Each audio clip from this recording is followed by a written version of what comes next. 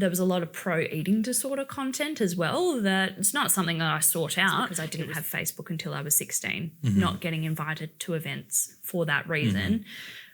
Also seeing really harmful content that shaped my perception, I suppose. When I jumped on Instagram at the first stage, it was a lot of the channels were very,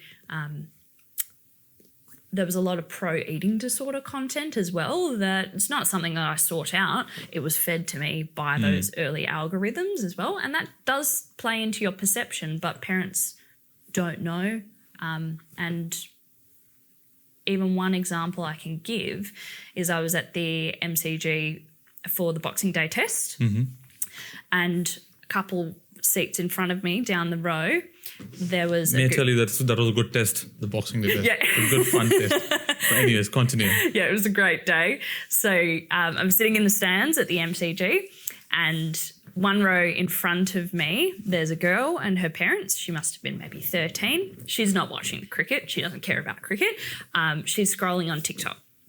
Scrolling, and I can kind of peer over and see over her shoulder. She is watching eating disorder content after eating disorder content after eating disorder content. It's just being fed to her. And some of it is kind of hidden in like this is what I eat in a day for a healthy diet, but it's not. And her parents are next to her and have no idea what she's seeing. So I think there is a role in parents trying to step up with a little bit more awareness and a little bit more interest in what their children are watching in particular. As I think off the camera I was telling you, I know of a friend of mine who has a similar experience. He had a young girl who didn't had a intellectual disability and was exposed to a lot of eating disorder content, and eventually he lost his little daughter to all of that, and it was harrowing for a father to go through that process.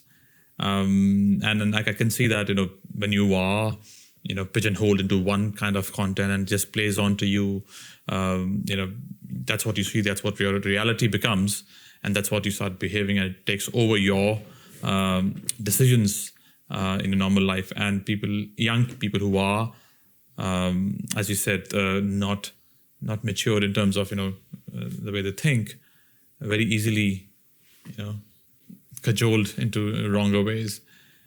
And then kids with disabilities, they are more further, not in a great space to do this. So how do you see that deeper understanding of most of the parents who are okay or probably might be comfortable kids to have social media, which is happening right now? How difficult is that conversation or that mindset of a parent first before the child? Before you enforce how does you bring that mindset from a parent's point of view? I'm not a parent, so I can't really answer that directly. But what I can say is that from what I've seen, from what my parents tell me, most parents, first and foremost, their love is for the child, and they want to give the child the best experience that they possibly can, protect them from harm,